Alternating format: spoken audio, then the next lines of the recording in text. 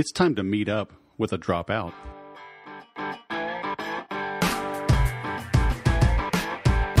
Hello, my friends, and welcome to the 214th episode of the Sales Podcast. I am Wes Schaefer, the Sales Whisperer, your host.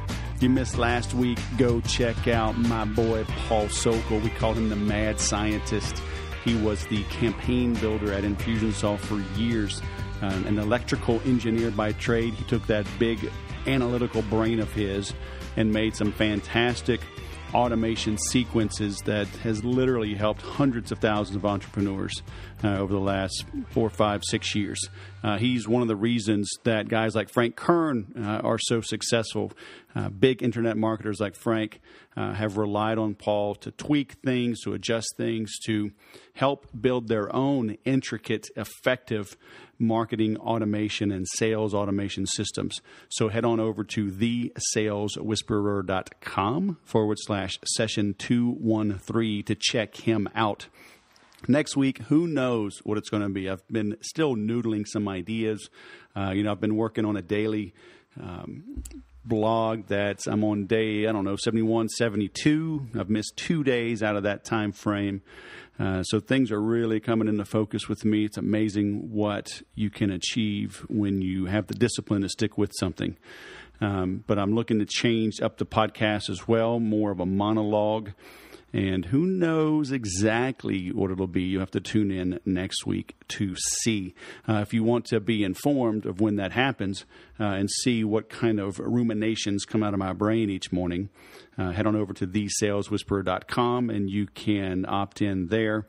When you're on any of these blog episodes, these podcast episodes I publish as a blog post, over on the right-hand side, you can sign up for the daily emails. You can opt out anytime, but hey, why would you?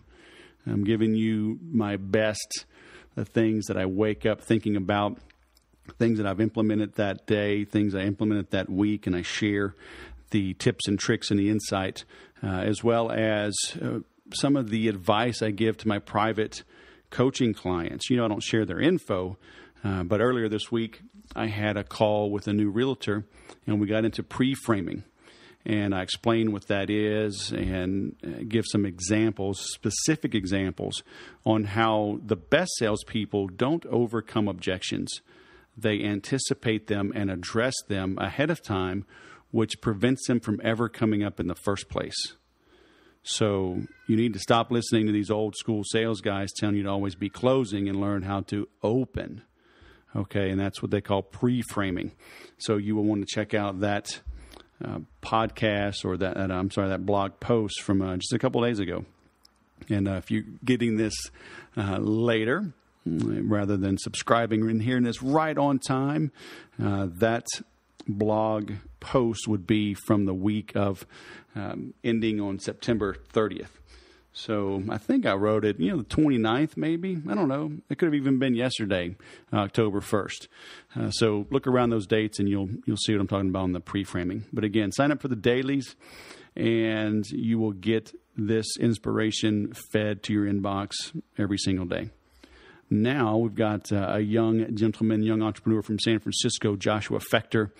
I ran across him not too long ago, and he has an interesting story. And, that's who I interview, people that I find interesting, people that are open and honest and share what works and what doesn't. And you'll see that, Joshua holds nothing back, and that's one of his secrets to success. So enjoy this episode. Joshua Fechter, California native, residing in San Fran. Welcome to the Sales Podcast, man. How the heck are you? Yeah, thank you for having me on. Much appreciated. I'm excited to be here. I've been keeping up with you for a while and giving me the opportunity to hop on and talk a little bit about sales as well as some other traction channels and some other fun stuff. I think it's going to be a good time. Hey, flattery will get you everywhere. So, I ran across your work as well. But, for our listeners that may not know who you are, would you mind take a minute or two, tell them a little bit about yourself, and we'll dive down the rabbit hole, as I say? Yeah, no problem. So I actually have a very interesting story. It started when I dropped out of college to found a startup. And after a year, the startup failed. And I went through a number of failed startups, sort of hitting my head against a wall time in and time again. I mean, really just hitting my head because I was doing this for a number of years. And I was trying to figure out how to create a successful company and how to manage traction channels, as well as how to do it with very little budget, because most startups, before they have product market fit, they don't really have any capital. So what I did is I took about a year and I read 120 books on marketing and business. And after that, I had a lot of success with startups. And it's sort of funny how they really paralleled each other, because that's what I was hoping when I was reading all these books. I was like, something better come out of this.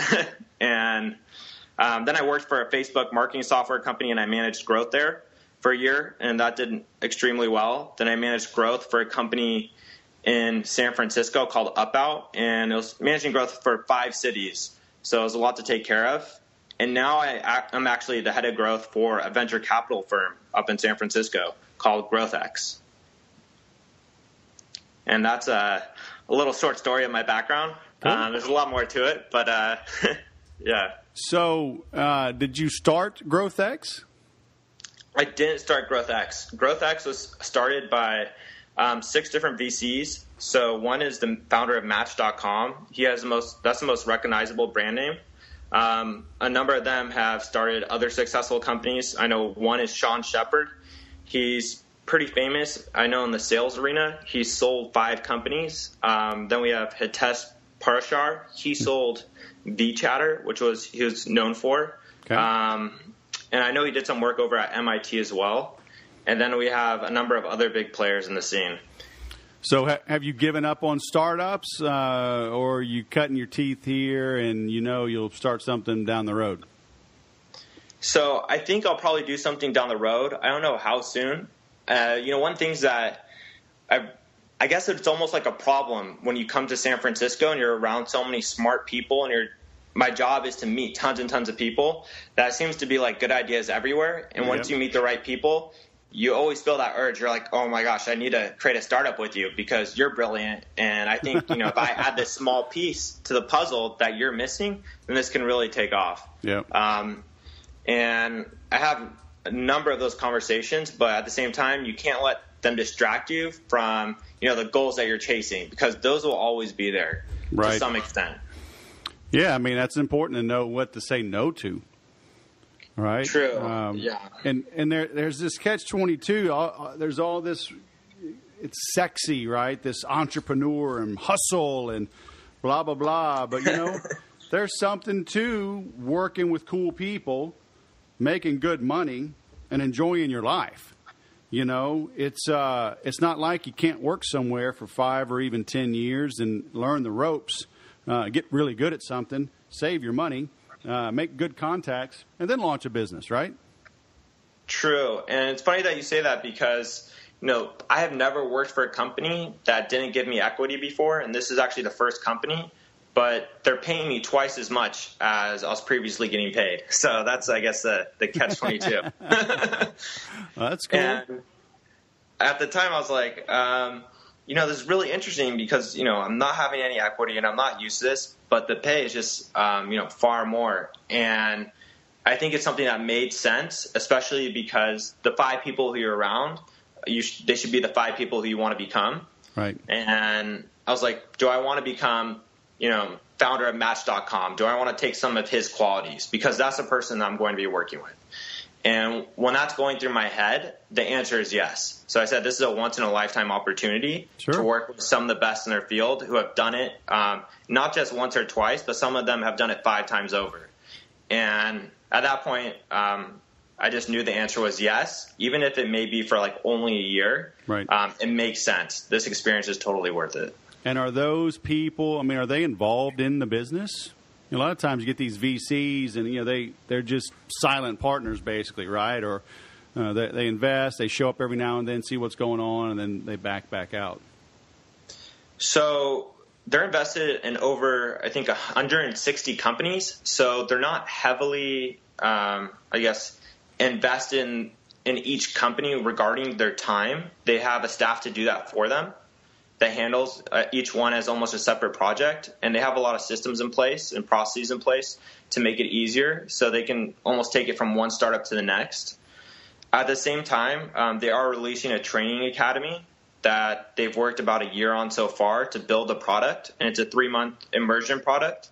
So basically students go there, you can't be in school or you can't be working just because it's almost like 60 to 80 hours a week. And you come out of it to work in some of the best sales teams or best growth marketing teams or UX design teams that there are. And the idea is also to place you into one of their startups. So they're working both ways. Yeah, so it's very interesting because very few people have done this. Because, not a lot of VCs want to start training programs. But if they do, then they can put the most talented people into their companies. Right. Well, that's the conversation. The reason I was running late today, one of my clients is one of the top real estate firms in the country. And they were actually interviewing people. And I've known this husband-wife team for years. They were friends of mine. They're my agents, my family's agent, in-laws, everybody. But I've never worked with them professionally, right? They've never hired me. And so they just retained me last week, and they already had a thing in place.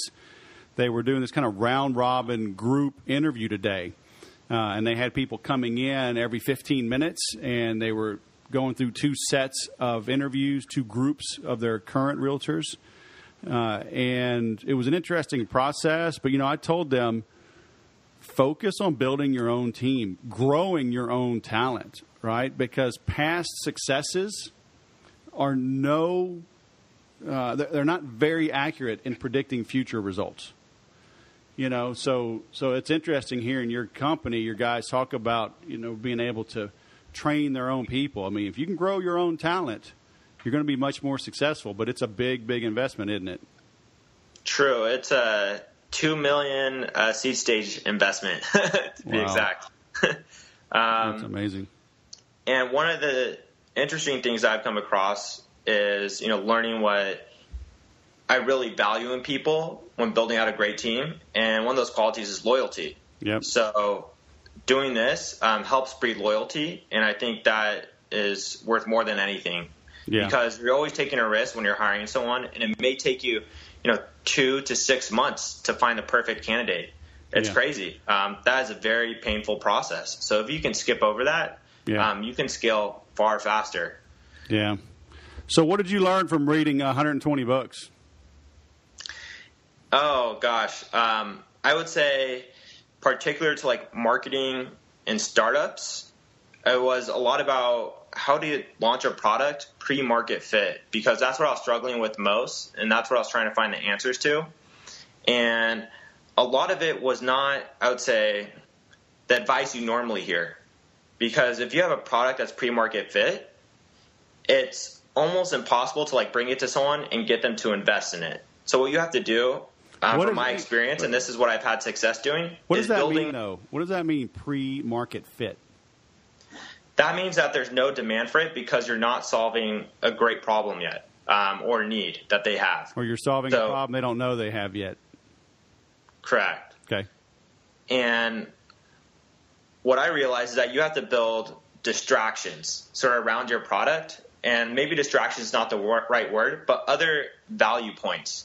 So for instance, like let's say you have a software and your software doesn't really solve that need yet, and you don't know how to build those features in because you don't have data points, because you don't have customers and you don't have leads. Leads and customers give you the data points so you can build product market fit into your product. So maybe you create a great blog and people love your blog so much that they end up purchasing your product. So boom, you have customers and now you have data points. And a lot of it is just creating value in other areas. And what I like to call it is that know, like, and trust factor. And the more people know you, the more people who like you, the more people who trust you, the more customers and leads you'll have. So if you can do that in other avenues, while still ultimately funneling them into your product, then you'll have all the data points to analyze to actually build a viable product, which is pretty incredible. And I've seen this about several times over since I started like jumping in avidly, working from this angle. And it's pretty cool. Most people don't really think about it, but that's what you have to do. And a great example is, Kissmetrics? I don't know if that rings the bell. Sure. So Kissmetrics, when they first started off, everybody was like, this is a phenomenal blog that they have. Their product was pretty bad, to be honest. But they had a lot of customers. And it was sort of funny because people kept coming to me and saying, I just tried out this new product, Kissmetrics, and it's not that good. And I wonder, why everybody loves it. The truth is, everybody didn't love it. They loved the blog. And those people just ended up turning into customers. So and then they just made the product better? And then they made the product better, and now it's actually pretty good. Interesting. So you went, while you were reading those 120, I mean, were you unemployed? Were you reading those while trying to figure out your other businesses, or were you reading those during when you were managing growth for those first couple of companies? Oh, gosh, this was during the time when a number of startups I was working for were failing. Right. So I had just left my startup that failed, and I went to go work at a startup up in Mountain View with some former Googlers and some former Amazon employees. Right. And that went for about 6 months before it failed. And during this time, it was super stressful. It seemed like we knew we were going to fail after about like the third week of working there. But you have $500K in funding, so you have to do something. So we're like, what do we do? And I said, I can't just sit here. I got to do something. So I started reading. And I woke up every morning, read for a couple hours, would read for a couple hours during the middle of the day, and then a couple hours at night. And I did that for a couple hours in the middle of the day. How do you swing that? So we had I guess it's sort of funny how some startups work is that all the employees would go to lunch and they would take like 2 hours off, and I would just stay at work and I would just read. And lunch breaks aren't regulated for a startup, especially for a very young startup. So while they think they're being like very productive, talking about what they should do on their lunch breaks and, coming up with strategies, I was just reading. And it's sort of funny, when I quit this startup, and this was a big lesson that I learned, I was trying to voice my opinion on a pivot that we should do, and the CEO wasn't having any of it. And this was his response when I was telling him, I'm like, hey, this is what we need to do with the company. We should take this pivot. He said, hey, I went to the best business school in the country. I know what I'm doing. And right then I was like, oh, I need to leave immediately. He really said that. He really said that. And he said that multiple times, which is sort of scary. Golly. And then as soon as I left, they tried to take my idea and run with it, which I thought was one of the funniest things I have ever seen. And then, after that, I ended up working for a young video editing software company. It was a startup too, and I worked there as a copywriter. And it was very difficult because I had never done any video editing before, and I'm writing about Avid Media Composer and After Effects, stuff that I've never used. Mm-hmm. And the first 50 articles I wrote, they scrapped all of them. Oh. And it was a big learning lesson, though, because my writing got a lot better after that. Yeah. And now people pay me for my writing, especially for copywriting. So whether that's like sales pages, emails, they trust me a lot because I had to go through that, and it was very painful, and I stuck with it. I think after most people had 50 articles scrapped, they'd probably cry and quit their job. Yeah. I mean, I did feel like that for about several hours. Yeah. Then you got to start over. And that company, I think they're sort of just like right on par right now. They haven't really gone anywhere. I think they're barely profitable. And then from there, I ended up getting my big break working for that Facebook marketing software company in San Diego. And they were doing some cutting edge stuff with Facebook. They were the first to do live streaming. They were the first to do subscription paid Facebook groups. Right. Some pretty incredible things. To me, it seemed like, I was like, why aren't other people doing this? And we were just a little bit too early for our time. Still, when the time did come, people started adopting all these features. They came to me. They're like, we need help setting this up. And then I started working as a consultant.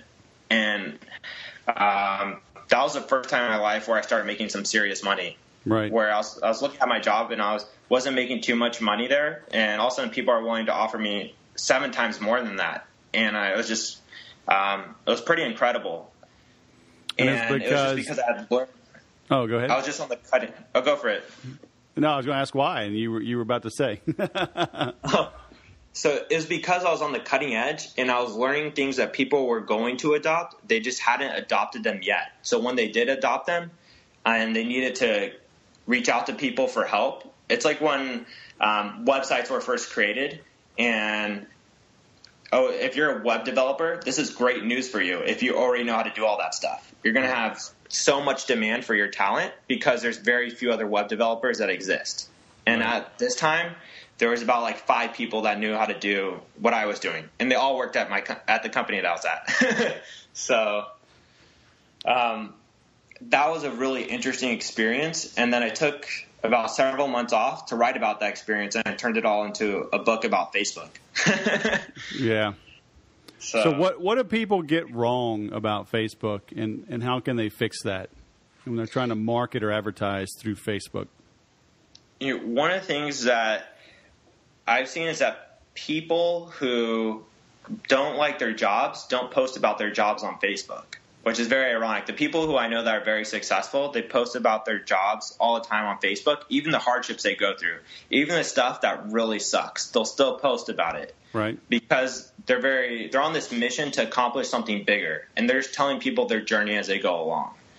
So I think one of the first things to do is to get into a job you like that's very purpose-driven, and then create content around it. Like, tell people your journey so they can connect with you. Because at the end of the day, people will do business with you if they know, like, and trust you.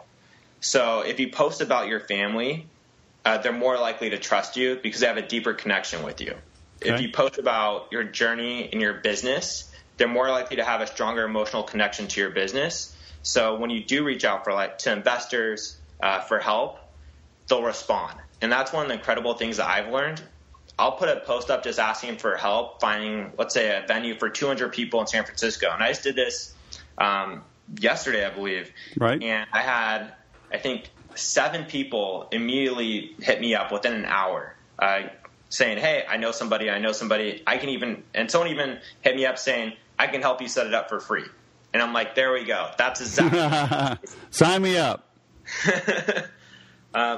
But again, you have to understand, like, copywriting and writing words that sell. So if you're just going to put statuses up, and it's going to be very painful if you don't know how to put what you're saying in a very, like, meaningful way. Mm-hmm. And same with taking pictures. You have to understand emotional triggers. Yep. And one of the things that I teach people is how to optimize their Facebook profile. And it sounds very silly. You're like, optimize my Facebook profile. It's so basic. Like, everybody has a Facebook. Isn't it optimized? Truth is, it's not. And my profile is optimized so well that I can connect, like, send a friend request to most high-level entrepreneurs, and they'll add me back. And then I can immediately message them. And it's because I know exactly what they look at on my profile before they make that decision to add me. So if I'm reaching out to people in San Francisco or high-level entrepreneurs, my cover photo is of San Francisco. So I pull one emotional trigger there. Right. And then they look at my profile photo, and it's me looking like I work in tech. So people who I reach out to normally work in tech. So I pull a second emotional trigger, and then they read my bio. And my bio is 4 years of marketing experience and different marketing jobs. So that pulls another trigger. And I also have data analytics in there, so it's more tech-oriented. And then they look at, those 5 pictures on your left-hand side. I have a picture of my family, a picture of me speaking, a picture of me getting interviewed. So they feel like, they're like, wow, he looks trustworthy because he spends a lot of time with his family, and he also has his professional side.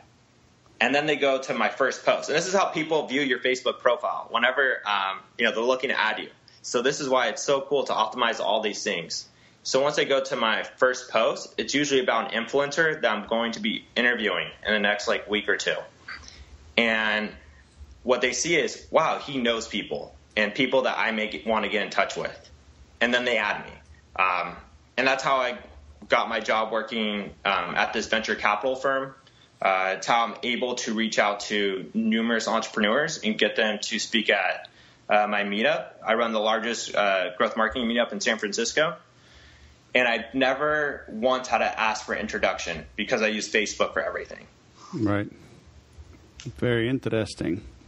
Well, how did this picture of you in the hot dog eating contest get slipped into your profile photo?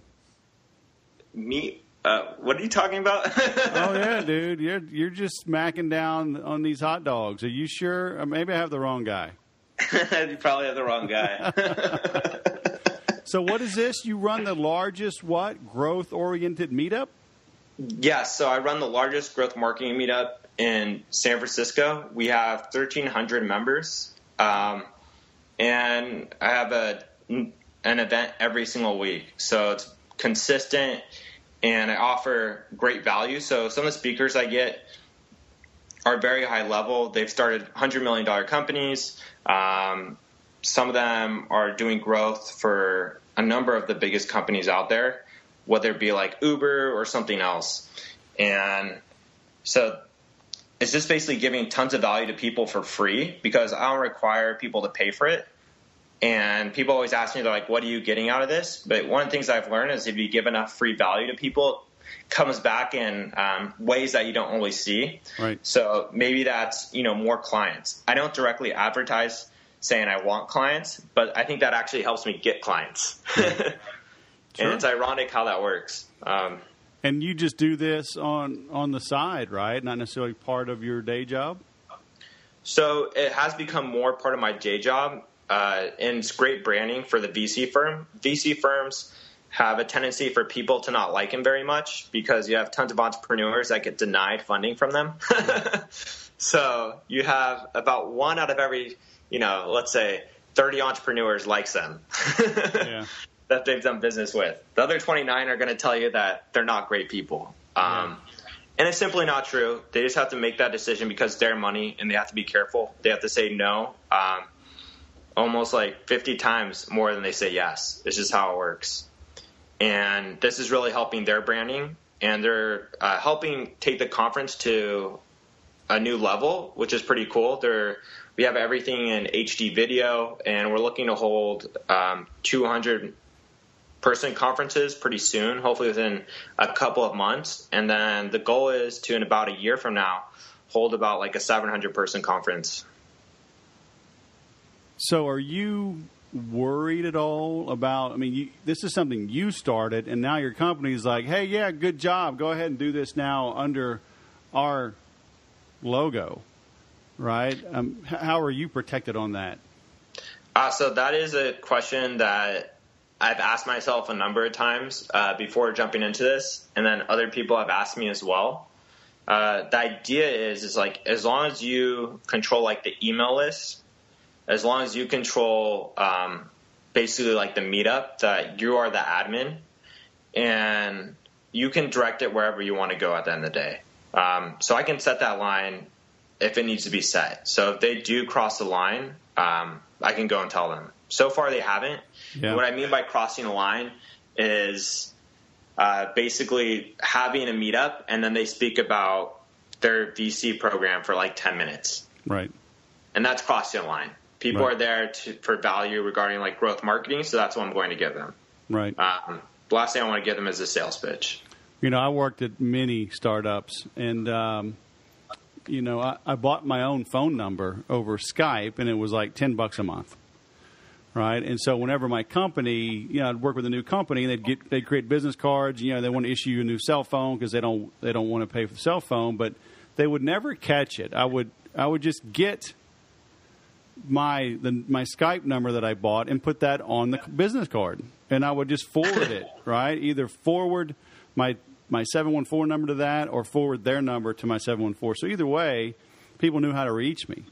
So no matter what, no matter where I went, I was always able to keep my own phone, and people could always find me because I went through a ton of startups. Just like you, but with a wife, and I got 7 kids, right? I was like, I need some stability. So if you crash and burn, if I'm at 33% over quota and you crash and burn, that ain't my fault, right? And so I'm going to keep my contacts while y'all go crash and burn. That's funny. That's very true. One of the things, going off that point that I found so valuable is to ensure that you write down all the things that went right within each company and all the things that went wrong. So when you go into a new company, you always have that information to look back upon, and I just put that all into like a Google Drive folder, and I organize it online, and it's been one of the best things for my career.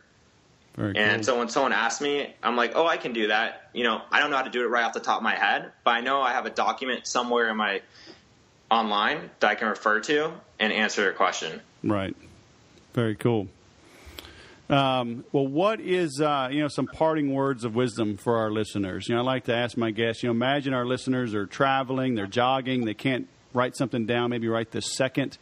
What should they do after listening to this to go achieve more success in whatever venture they're running after? So one of the big things that I realized was at the previous company I had worked at, and after the first 3 months of working there, I had automated my entire job. Wow. And I'm not a genius when it comes to coding. I barely know how to code, but I know how to outsource work. Yeah. And all of a sudden I found all this free time, and I started using it to do a number of creative things, whether that be working on my MeetUp, working on my second book. And I think most people just don't think that way when it comes to like, how can I make this easier and what resources can I use to my advantage? Even if it's something extremely complex like right. coding, you can still outsource it. So, and I'm currently doing that at my job as well, figuring out like the easiest way to automate everything. Right. And if you do something that's manual, the chances are that can be automated. And there's no reason why you should be doing as much work as you're doing. Right. I see tons of people just working like insane hours, and they're there's like little productivity coming out of it whatsoever. It's like take a couple hours off and just brainstorm. Right. And it's probably one of the most helpful things you can do. And I talk to a lot of high-level entrepreneurs, and they say that what happens like when they just take a single hour off to brainstorm is incredible. And sometimes they forget how valuable it is. Yeah. Just to think, how can this be done easier? Rather than listening to 100 opinions around you, just take some time for yourself and think. And I guess, that's why people place a lot of emphasis on meditation these days. Yeah. So that is my piece of wisdom. I've used it. It's just like incredible what it's done for me. And I think I got really inspired after reading the 4-Hour Workweek. I think that was a big part of it too. Yeah, that's a good one. All right. Well, I will send people to your Facebook to check out just how optimized it is. So it better be good, man. You better get that Awesome. hot dog eating contest off your profile picture before this goes live, all right? That's great. All right, well, man. thank you. Hey, thanks for coming on the podcast. Have a great day. Cheers. What a novel concept, huh? Take some time and think. Not too long ago, I wrote another of my daily episodes and talked about, are you forming your opinions or are you forming ideas when you're online? Most people are just spouting off their opinions. They're hanging out with people that think like them, that act like them, that probably make the same amount of money as them. So how are you ever going to grow? You have access to all of the world's information in the palm of your hand. You're looking at Vine videos, cat videos, porn, screaming at one another. People who are 99% like you, but because they vote on one topic differently than you, you want to burn them alive. So, they say about armpits and opinions, right? Everybody's got them and they all stink. So what are you doing? Are you taking time to think? Do you find yourself just spouting off, spewing information, spewing hate, spewing your opinion that nobody really asked for, right? Versus researching, finding ideas, finding new ideas, formulating new thoughts, forming your conscience, right? And then sharing those ideas. That's why you've got to surround yourself with a better group of people. You are the average of the 5 people you hang out with the most. Do they ask you great questions? Do they push you? Do you ask yourself great questions? Do you ask yourself challenging questions that you maybe can't answer right away? In all of my sales training, I tell people, it's our job as the sales professional to provide the structure of the interaction, and the prospect provides the content. Our goal is to ask questions our prospect cannot answer. If you listen to this podcast for more than a handful of times, you've heard many of my guests say, wow, that's a great question. Wow, that's a good question. Wow, I never really thought of that. Man, I got to think about that for a second. That's our job as salespeople, is to poke and prod, not to have all the answers, but to ask all of the right questions. And guess what our prospects assume when we ask a question that they can't answer? They assume that we have the answer. And you know what? We do have the answer. Even if we don't have it right at our fingertips, we can go find it. If we find a good prospect in pain that's ready, willing, and able to pay us for a solution, we'll go find that solution. All right? Now, I'm not saying you go around and lie, but I am saying bite off more than you can chew. Even if you have to give a good portion of that commission that you would earn, if you have to hand that over to the person that does fulfill, that's fine. Your prospect, your new customer, will still see you as the provider of the solution, as the conduit, as the person that made it possible for them to scratch their itch. Because if they knew how to scratch their itch, they wouldn't have come to you in the first place. They wouldn't have taken your meeting. They wouldn't have given you a retainer to go find the answer. So, again, are you asking yourself great questions? When you ask great questions of prospects, you get great clients. When you ask yourself great questions, or put yourself in an environment, surround yourself with great people that don't take any lip, that don't take your BS, and ask you great questions that you can't answer right away, then you will grow. That's how you do it. All right? And it really is that simple, but it is hard sometimes. I get it. We've got things buried deep down we may not want to admit to, we may want to keep buried, but you got to bring it to the surface. You got to address it if you're going to grow. That's why you listen to this podcast, right? You want to grow. Because you could go watch old episodes of Friends or Lost or some new Netflix episode that just dropped, but you're listening to this instead. So that tells me you want to grow. So welcome to the club. If you want to apply for a very exclusive program I have, it's relatively new. I've always done it. I just haven't publicized it much. But I'm taking on more private clients. Also working on a small mastermind group as well. That'll be both virtual and here in Southern California. We'll meet sporadically. But if you want to apply, you can head on over to thesaleswhisperer.com and apply for consideration. You'll see links all over the place. And go ahead and let me know what you think there. I'd be interested to see how you answered the questions that I pose. Okay, I practice what I preach. To even apply, you have to answer some tough questions. And just the process of thinking through those answers is going to make you better and more effective at what you do. So go do that. Go ahead and apply. And let's see what happens as a result. All right. Thanks for listening. Be sure to subscribe to this podcast. Subscribe on iTunes, subscribe on Stitcher, Google Play, whatever it is that you use. That helps this stay higher in the ranking so more people can find it. The podcast is growing. It is fun to see. And that just helps me help more people. Please leave a comment on the website, comment on Facebook, comment on Twitter, because I'm on all those platforms. You can find me. Okay, so thanks for listening. Please do subscribe, share this, and remember to always sell different.